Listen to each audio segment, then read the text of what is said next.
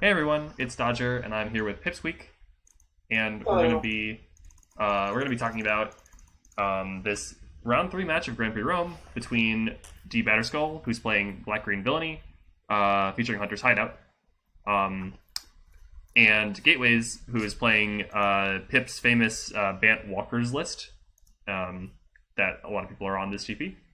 So Pip, how about you talk a little bit about the matchup, who you think is favored, who's not, etc., etc. Yeah, so I actually built both of these decks with the note that Gateways tuned mine a bit, although tuned it in a different direction from how, for instance, I retuned the list before giving it 6 KJ. Mm-hmm. Um, so Gateways, I think, is definitely still more on the General of the Wards plan, Right. whereas for 6 KJ's version of the list, we decided to get off of that. So in general, this is actually a matchup that I think favors Gateways in a pretty obvious way. Gateways is on a pile of walkers, good stuff mid-range, grind you into the dirt deck. Mm-hmm. And DBatterskull is on Green Black Villainy, which is a kind of one-for-one tap-out control deck that's built to just answer all your threats and stick a game-winning enchantment. Yeah, That, I think yeah, based on your point, like planeswalkers are actually one of the better ways to fight against villainy because it's harder for them to one for one without discard. absolutely. And Gateways also has 4 main deck event horizons, which is a pretty easy answer to villainy. And they also have 2 negates, which I think is an interesting meta call. So something of note is Gateway's round one opponent was fifth, playing my red-black villainy list, Mm-hmm. and fifth afterwards messaged me about how awful the matchup felt, saying my opponent had literally 11 ways in game one to remove my villainy. Yeah. So villainy sometimes gets a lot of, I wouldn't say free wins, but gets a lot of percentage points via resolving a villainy and then just kind of sitting there and getting to untap with it and then just drowning your opponent. Yeah. It feels like in this current MSEM meta, though, there's a lot of cards that are good that people run that incidentally also happen to deal with it. So, like, that's kind of one of the struggles of the deck in this current environment. Is making sure your deck can like win without the signature card. Yeah. Interesting. So this Wealthy Underbrush was cast into Gateway's negate, and they chose not to counter it, despite leaving up mana to cast the negate. I'm not sure if they want to save the negate for something like a villainy and a hunter's hideout. Like, yeah, it's not really worth it to spew it on the Wealthy Underbrush. mm-hmm. Yeah. I didn't necessarily think it was the wrong play. I just it is a decision, so we might as well mention it. Absolutely. Yeah. The other notable thing that happened while we were kind of talking about archetype moves is the fact that Gateways kept a hand with 2 lands and mana aesthetic, assuming that the mana aesthetic would allow them to stick the Snido, which would allow them to loot into the rest of the hand, and that didn't pan out. Gateways now stumbled on 2 mana, which means DBatterskull will have more of a chance to start to assemble something. Perhaps a bit of a foolish plan in this matchup, you might say. Although it was a multi 6, so you could say like, well, I'm probably not going to get a better 5 cards. Yeah, I'm not sure you want to mull lower than that. I mean, this deck mulls fairly well, but this is a matchup where you need every card. Yeah, I didn't notice what Gateway's bottom. Let me scroll up really quick. Yeah. Gateways put another land on the bottom. Oh, yeah, that's why would you keep Staff of Equilibrium? Yeah, that ain't it. That ain't it, Chief. Staff of Equilibrium sucks in this matchup. That's what puts you bored out. Especially with this hand. No, take the third fucking land. So my question is, why is DBatterskull not casting the Wealth here? Are they assuming that the Xanagan is not going to resolve, and therefore they want like a way to recur it? That line makes sense. Or that there will otherwise be an answer. Although Event Horizon and the Orb are not things you can recur Xanagan from. So I actually think Event Horizon's pretty unlikely to hit Xanagan. That's true. Definitely that's not happening. It's nice to see that card actually does have downsides, because sometimes it feels like it doesn't, but like in this case it very much does. So nice to see that. I also think it's notable that we didn't see... There was a turn where we saw this Nomad's Township get played untapped instead of a Barren Desolation. Yeah. Which I think is a little iffy. Okay, so negate on the Xanagan. Yeah. So Gateways didn't even stop to see what the spell was. Gateways drew the land. Hashtag so never now punished. We can see a Snido. Yeah. Well, it's sort I of think punished. This is still punished. If Gateways wins the game, though, it's hashtag never punished. That's true. Yeah. Some Dodger luck, as we might call it.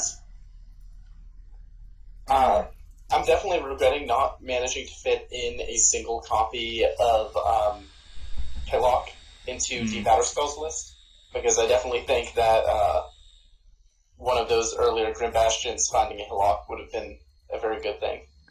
So I think something that you could say is like DBatterskull is potentially being punished a little bit for keeping such a land heavy hand at the start of the game. I think they kept 5 lands. But now they actually just drew a Find Happiness in Misery, which I don't know why you actually. Okay, so you cast Wealth first if you want to hit a Villainy is basically the rationale, right? Yeah. Yeah, and you feel which, like I don't know if you want to cast a Villainy into this board state though. Yeah, like I feel like I would have at least considered casting Find first. Yeah, I agree. But I think then you also immediately proc it. At least this line has like some rationale for it, but I think the correct play is if you do find a Hunter's Hideout, that's better. Yeah, though. then you. Yeah.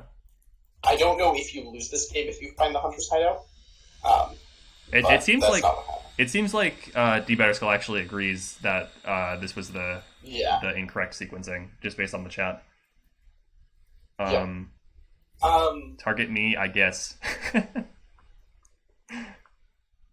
Okay. So, oof, yeah. So there's another reason. Villainy. There's another reason where, like, if you cast Find Happiness first, then you're more likely to actually find a Villainy off of your Wealth. You actually get 6 cards plus the Wealth. Yeah. So there's a chance you even find like a Hunter down. At the very least, there is a Xanagan in the yard already, so like that's a good target. You don't get punished too much. There wasn't an awful fail case, but I definitely think it was closer to a fail case.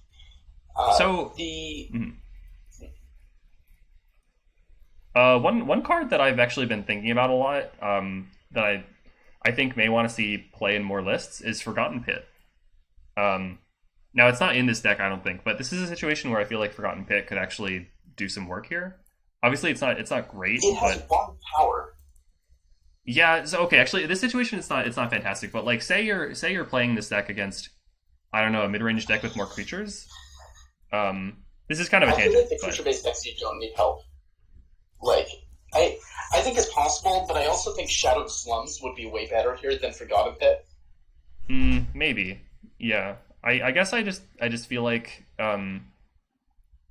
especially if you're operating at instant speed, I like the idea of like holding up mana, dissuading attacks, and then casting spells on instep. But I guess this deck is mostly operating at sorcery speed, so maybe that's not the play. I think we're seeing the age-old conundrum of Scrooge's Flood here, where Gateways was stuck on 2 lands, but with just all of these insane cards if they could cast them. And DBatterskull was like kind of frantically trying to find action through 5 lands, and now they're up to 6 lands at play, another 3 in hand. So the awkward part. Sorry. Yeah. Well, the awkward part got to curve Snido into just insane threats. Well, the awkward part now is like this Xanagan, which is pretty much DBatterskull's sole threat. Like that's a temporary treason in hand for your Gateways. So. Or just the Lose. Yeah, I mean, Lose is resolving here. I'm curious about whether Gateways is going to +1 her. I feel like she's probably going to be -2'd. I think it's a mistake to -2 Lose, given that you know there's a Xanagan in hand. Oh, right. There's Xanagan in hand that's known information. Okay, yeah, you don't -2 then. Yeah. I wonder if, like, maybe it's better to just... Oh, okay, so she's targeting the Sinaito. Interesting.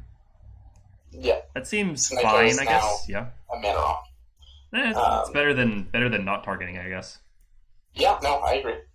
I wonder if like a Johnny would have been a better play here, but I guess this minimizes the impact that Xanagan can have, especially since you know that you have the temp trees in hand. So okay, I like this play from Gateways actually. Yeah. I do think a Johnny down tick probably would have been good enough. Yeah, it's like it gives your opponent a free. 2/2, yeah. But then you temp treason her and get wrecked.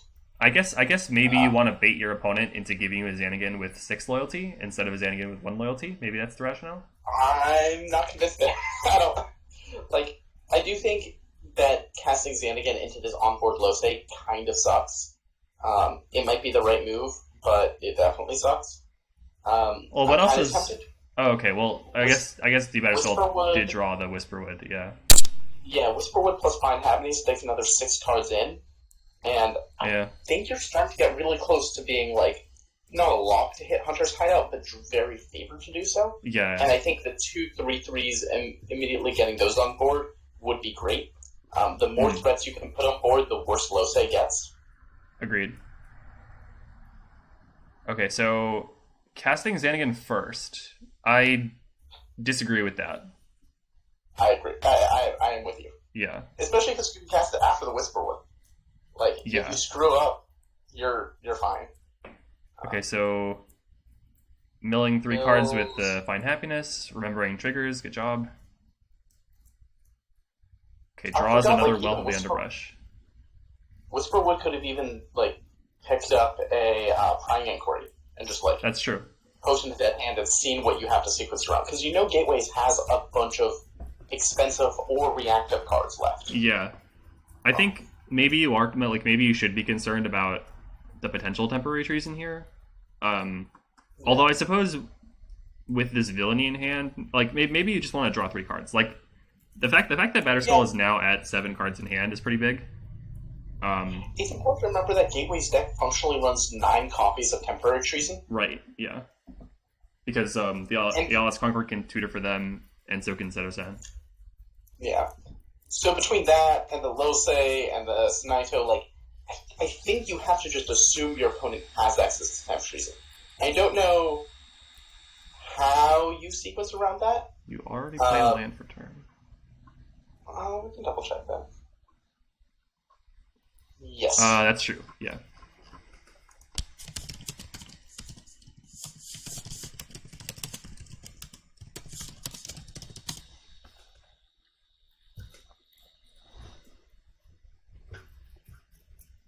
Damn, honestly, good on Gateways to catch that. I feel like that's a super easy thing to miss. Yep. I don't think this was Batterskull trying to angle shoot or anything, but it's a perfectly normal mistake that can happen to people. So, and it's on you to notice that if your opponent makes that mistake. So.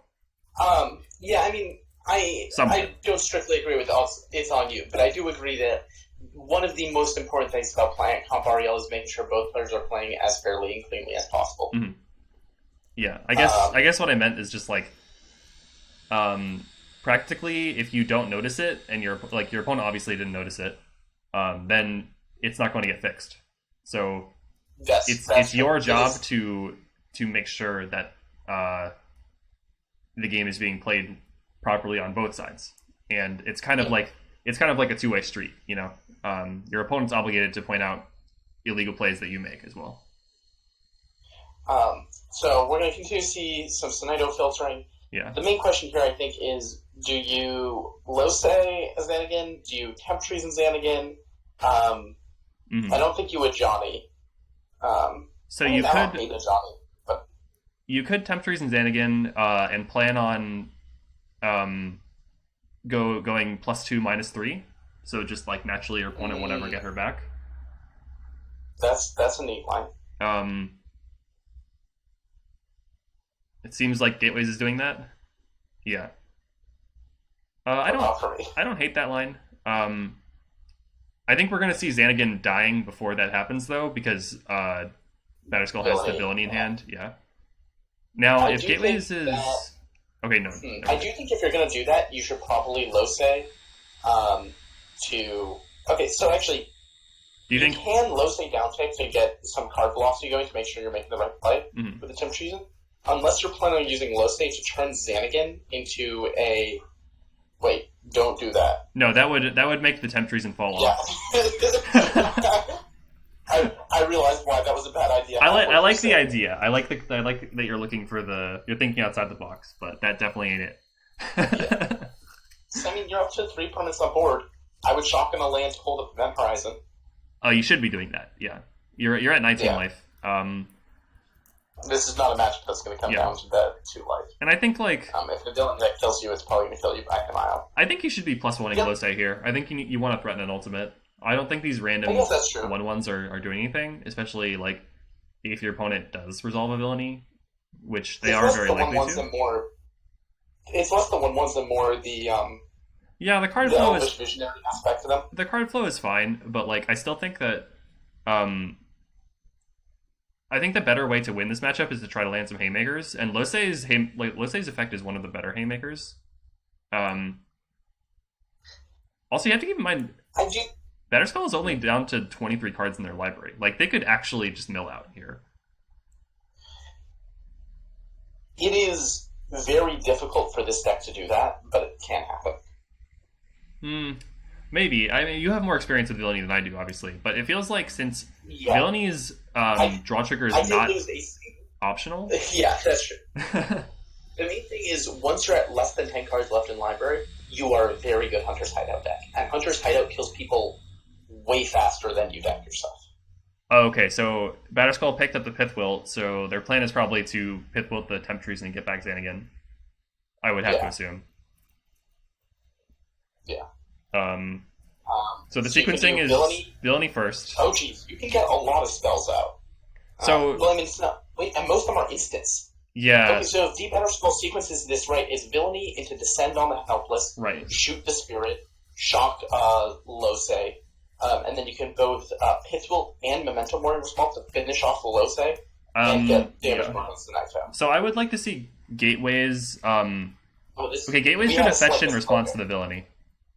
We have a couple misplays here, because DBatterskull also didn't play out a land before the Villainy. Yeah, that's also a misplay. You're right. Well, you can play a land and keep priority right now, but now it's a mistake. But, now it's a mistake, right? Oh no, but it's you need to fetch with the land. You need to fetch with the land. Yeah, first. but it's still fine as long as you shock the land out. Yeah, but that didn't happen either. So yeah. So we agree that this is a slight. Yeah. Okay, so Gateways is fetching in response. I think they should have just fetched in response to the Villainy being cast, right? Yes. Yeah. It's the difference of 2 life here Right. is the main thing. Because you get another shock in. Can But yeah, no. can Batterskull reduce the number of permanents below 3? If you No, target- no way. Because you need to keep the Xanagan, you need to keep the Villainy, that's 2. Then Naito is going to be 3. I wonder if you should target Sinaito here.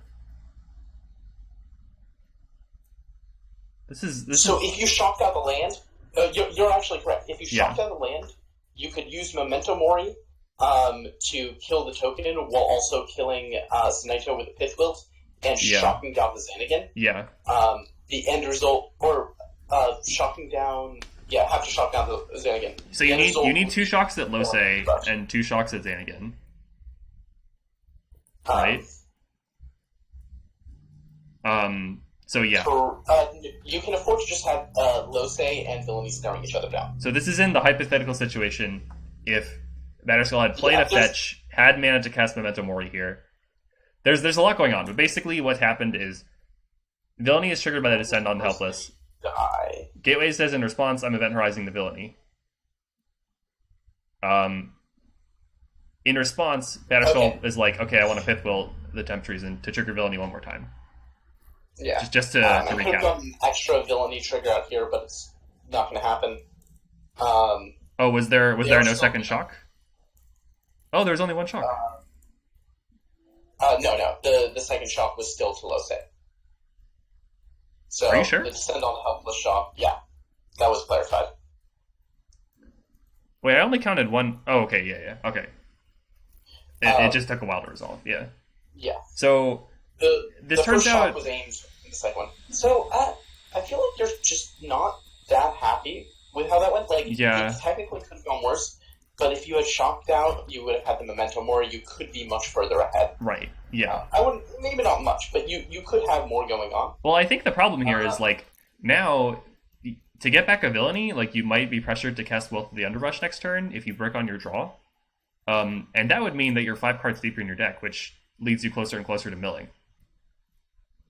I think there's part of me that wants to -3 this Xanagan, but I'm pretty confident that's right. I disagree, because I feel like the Xanagan is your primary win condition at this point.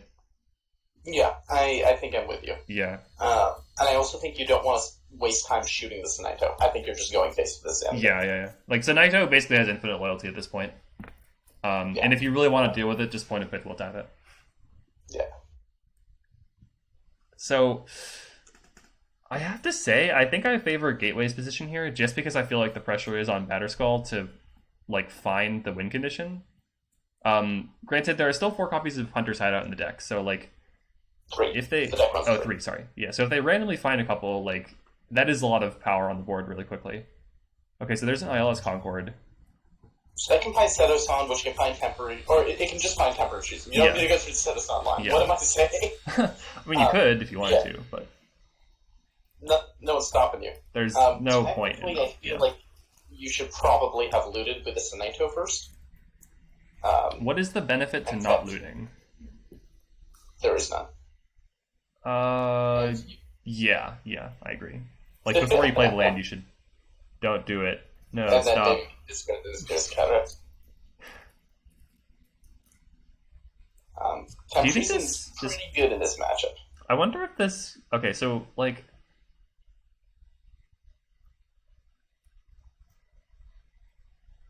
Okay. I wonder if this Cataract should have been shocked in. Assuming that you are still going to plus the Sanaito, but, like, obviously you should have plus before you played the land. I don't know. Yeah. It's a little sketchy.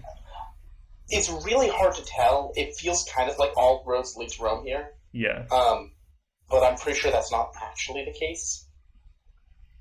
So Concord's happening.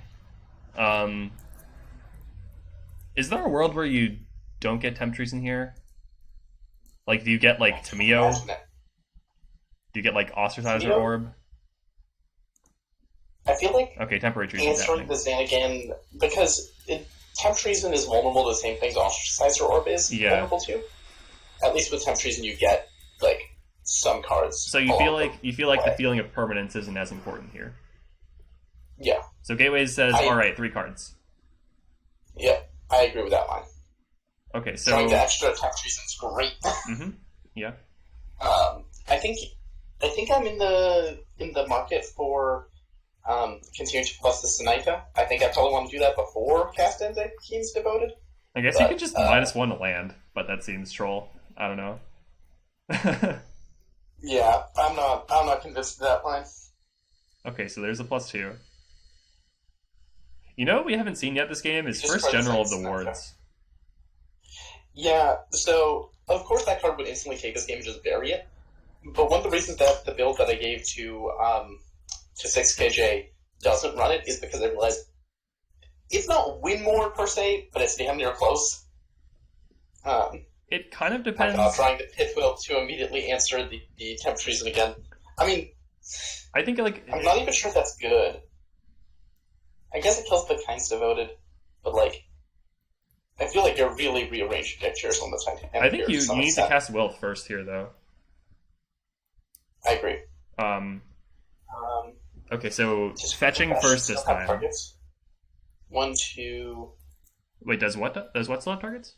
Yeah, it still has targets, just barely. The Grim Bastion. Oh. That would be awkward if you shock it in and fetch, and then you're like, oh no. So if Gables had shocked in the Mysterious Counteract, their next turn they could be swinging with a 6/6 Lifelink Hillock. Oh, they're running Hillock and they didn't fetch for it? Sorry, 7/7 Lifelink Hillock. I feel like I keep seeing people running their utility lands and then not actually taking advantage of them. Yeah. Like, I feel like... Okay, I'll be straight with you. I forgot about Descending Graveyard. Oh, that's a huge reason to... Oh, that is pretty big. not play out the Keen's Devoted. So, although I guess there's, like, nothing you're not really... other than, like you're getting a 2/2 flyer and a mana dork. So you're not exactly... You're not exactly getting a big tempo swing here. I mean... But it would matter if there was a Villainy in hand. Oh, okay, so So they're just checking to see what it does. They're not actually casting it, looks like. Yeah. Okay, and I don't think that's the right play to cast it anyway. There's 1 Villainy and 3 Hunter's Hideouts left in library. Right. Sorry. Yeah, 3 Hunter's Hideouts. So in 17 cards, there's 4 massive hits. So the problem is, like, if you cast Wealth here, you're reasonably likely to mill multiple copies of those. Right? Like, you could... I don't think it super matters. Well, but, like, imagine if you play, like, if you only have a few copies of those win cons left and they get answered, then you're actually just stone cold doing nothing, you know? Yeah, but Yeah. you can't just sit here. Like, I mean, you need to make this play, yeah. Like, it sucks, but you need to make it. And Descend is not the play, for yeah. sure.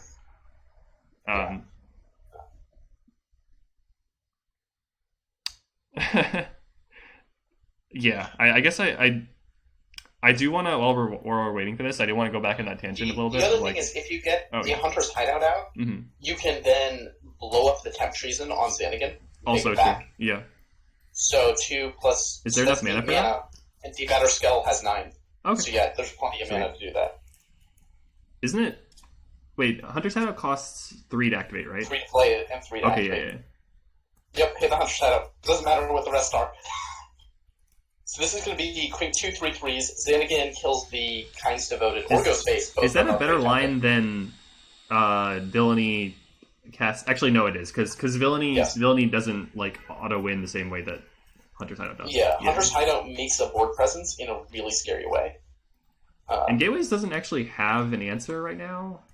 Like they have Temp Treason, but yeah. Which Temp Treason will make 2 3/3s because of the fetch plus Senito. And Batterskull doesn't have a Memento Mori available. Oh, geez. Yeah, that is an answer to a stolen Hunter's Hideout, but yeah. Yeah, that's true. That's very true. I mean, the Pith Will in hand is the other answer. Yeah.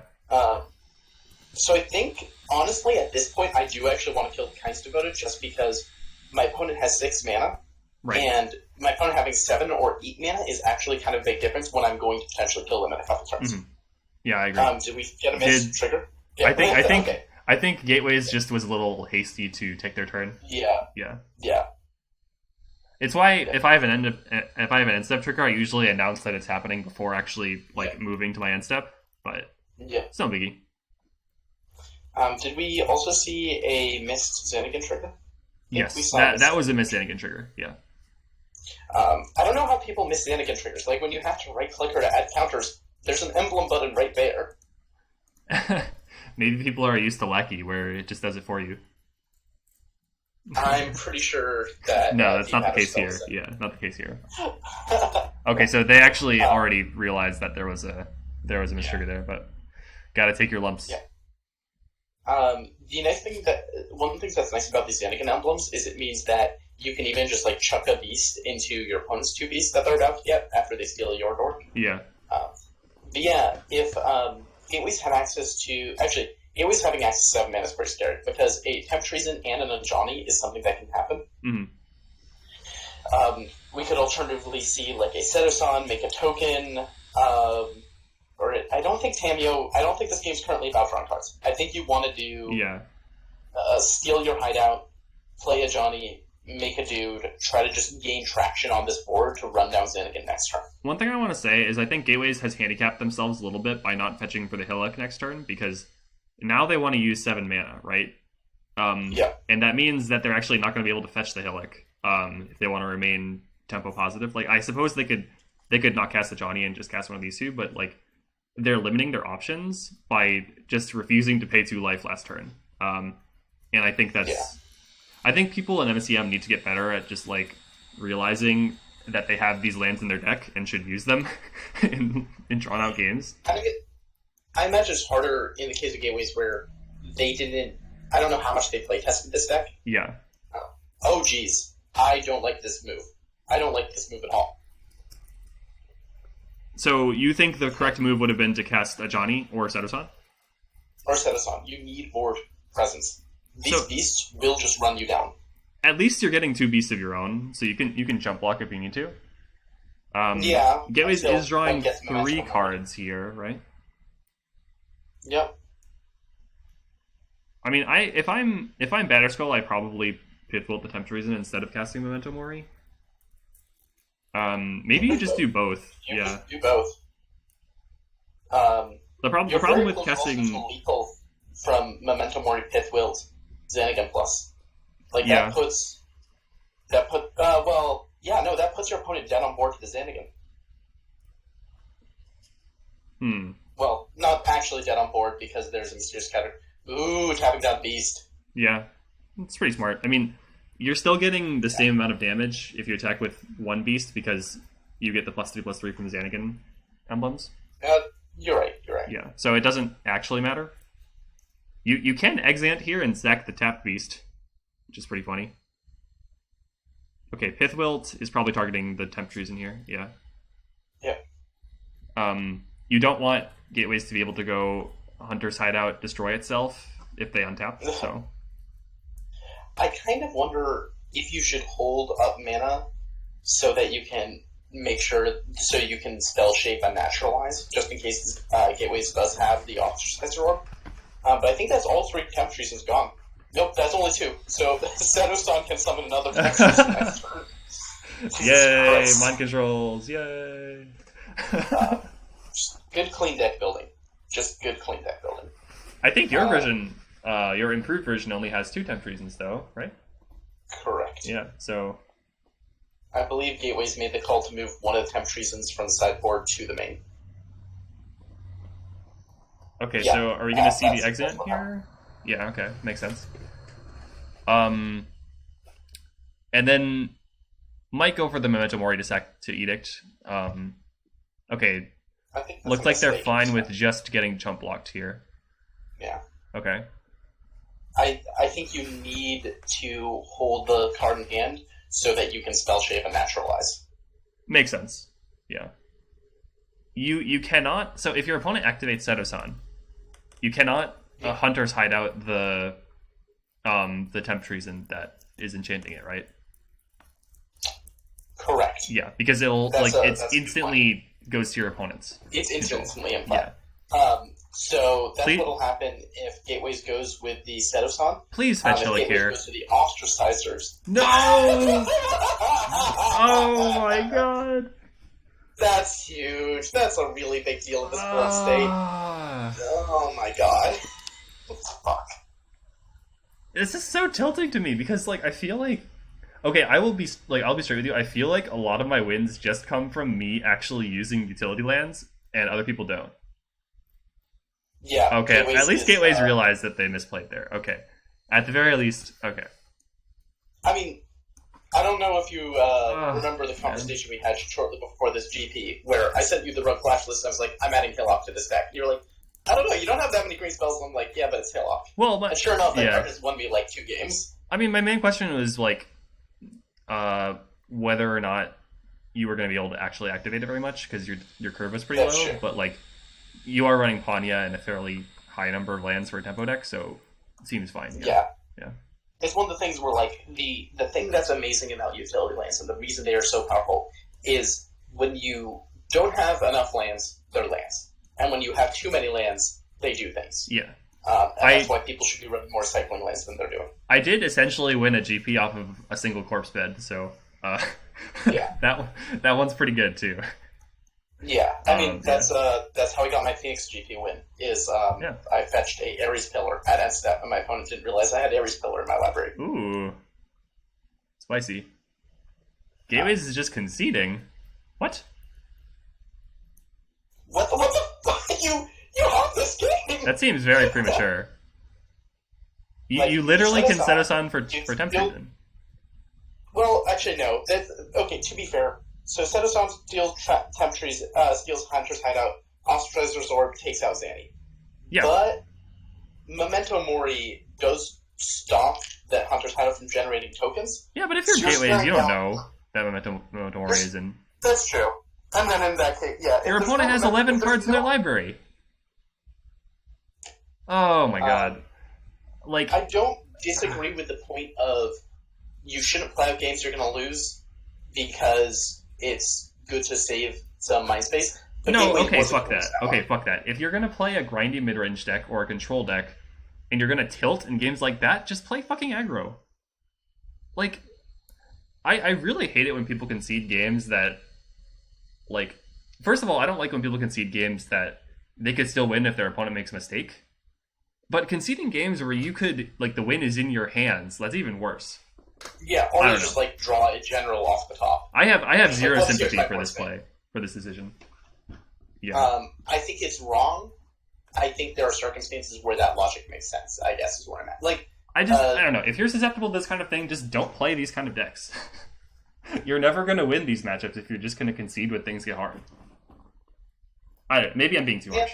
Maybe I'm being too harsh. I think you're being a little harsh, but yeah. I get where you're coming from. So, do you want to talk sideboard plans? Yeah, sure. Okay.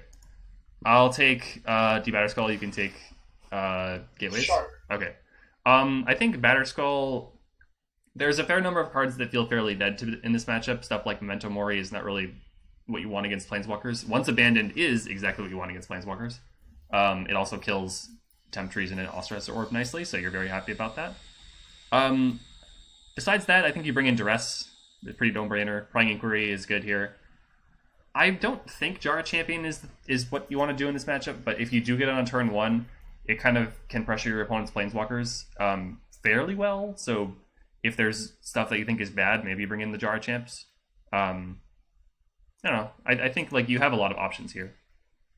Yeah, so the like official board plan TM in this matchup is you board out 4 Exeunt, 4 Memento Mori, 2 to send home Helpless, and you board in the 3 Jara Champion, 1 Prying Inquiry, 3 Duress, and 3 Once Abandoned. The sideboard's really configured towards when those like edicts effects aren't good, you have a full sideboard of cards you bring in. Is Exeunt strictly bad though? Because I feel like sometimes you might want an answer to your opponent's turn 1 mana dork.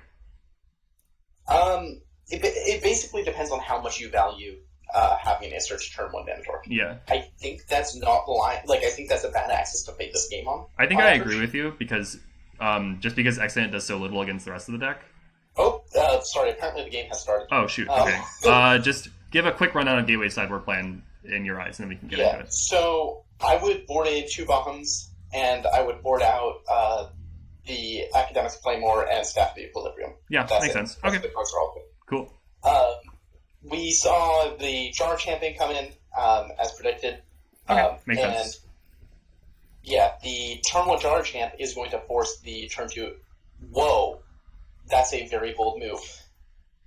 I think it's just wrong. Also not having any way to, like, not drawing a Prying Inquiry or a Find Happiness or a Dark Bargain is definitely kind of unlucky here. Yeah, not even a fetch land to buff the Jar. Actually, okay. Yeah. I guess it's gonna get buffed by. Oh no, it won't get buffed. No. Correct. Okay, Gateways. So Gateways' reasoning is basically. Wait. No. So getting an island here is kind of sus. I don't like this at all. If you were gonna fetch, you should have just. Wait. Okay, so I guess Gateways is hoping that they can get the land for the Tamiya here. They're just like, I'm just gonna draw a land, or oh my god. Well, so first of all, just die to this Jar Champion. So first of all, like, okay, at the very least, Hunter's Hideout's gonna get countered here, but Batterskull still has 2 more. You don't want to cast Hunter's Hideout. Right. Well, this Villainy is gonna get countered here. Counter, but yeah, this Jar Champion is going to have dealt like 6 damage at least before it's answered. And oh my god, is it casting Villainy? I actually really like this line. Yeah. Yeah. Like, your opponent fetched island, and then didn't play anything. They're screaming, I have a negate. That's true, yeah. Another issue is, like... don't have any value to get even if you untap with Villainy. So I still don't understand the reason why Gateways didn't cast Os Orb on turn 2. Maybe you can enlighten me, but I just don't see any reason why you would do that. I guess the answer is having a single white source means that you need to draw a blue source to cast Tamiyo. But like you're already planning on drawing a land anyway, right? If you're doing this like crack the shrine on instep thing. Basically, Tamiyo plus negate being greater than just Ostracizer Orb, I think is the decision that was made there. I think you need to cast Orb now, right? I think you're going to try to, and I think you're going to be really sad when it's once abandoned. I think At the no very matter least- what Gateways does, Oh no, it gets once abandoned. the Jara won't get reset because if the once abandoned is cast in No. response. Oh damn. Correct. And also, this Mysterious Cataract is about to grow this Jara, so this Jara is going to crunch in for 5 next turn. So Gateways will end Batterskull's next turn at 6 life, assuming this goes Yeah. the way we expect it to. On the other hand, you do have Temp Trees in hand. Yeah, so like it's not like you don't have any answers, Yeah. but you're You're not in a good spot. Yeah. If you are gonna set yourself up for temp treason, you need to get a blue-white Blue-white. land, and that would mean Sedate Tundra, I think it has to. Yeah, I think it has to be Sedate which is Tundra. make yourself lose Blue-white. more life. And like, man, I don't know. Yeah. I'm starting to wonder why Gateways kept his hand at all. Honestly, I'm kind of with you, and I'm also really convinced that this Jar Champion sideboard plan was just the nuts. oh yeah, no, I mean I agree. I think diversifying your win conditions is great. Making more things that your opponent has to kill. And as long as DBatterskull responds to this, Yeah. Okay. Good. Once They Villainy understand kills that it- interaction. Yeah. Oh my god, wait, does Xanagan almost have lethal next turn? Down to If 8. you go land Xanagan. Jara is at 6. That's down to, that puts Gateways to 2. 1 because of the Xanagan emblem. And Gateways then Okay. has a Sedate Tundra they cannot tap. It looks like they want to double check the interaction here.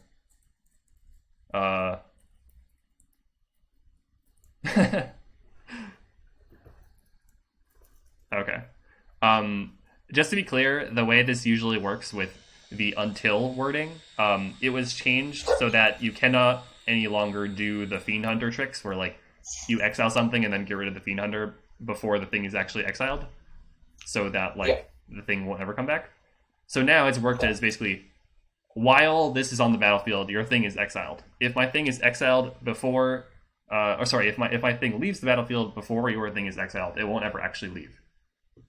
That was kind of the whole point of the wording change. Yeah, and I agree with Batterskull's stance of cost nothing to ask, might as well check. Yeah. So just boom, here's the once abandoned. Yeah, easy peasy. Oh man, I mean, I think this game's essentially over. I think Gateways through this game. I think the early fetch instead of to grab the island instead of the plains, and I think the decision to keep this hand at all, especially when you're on the play, like you can mulligan to way better hands. Mm-hmm. Was this a 7-card hand or a 6-card hand? I believe it was 7, but since we weren't around, that's a troll keep. Or it's not a troll keep. No, it was a 6. Oh, okay. Okay, never mind. Also think, I think that's a bind 6 then. But you have to actually play your cards.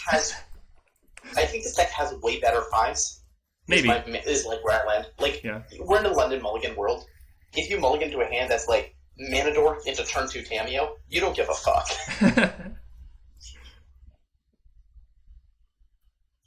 Does Veil of Summer stop Chalice of the Void if Chalice is on 1?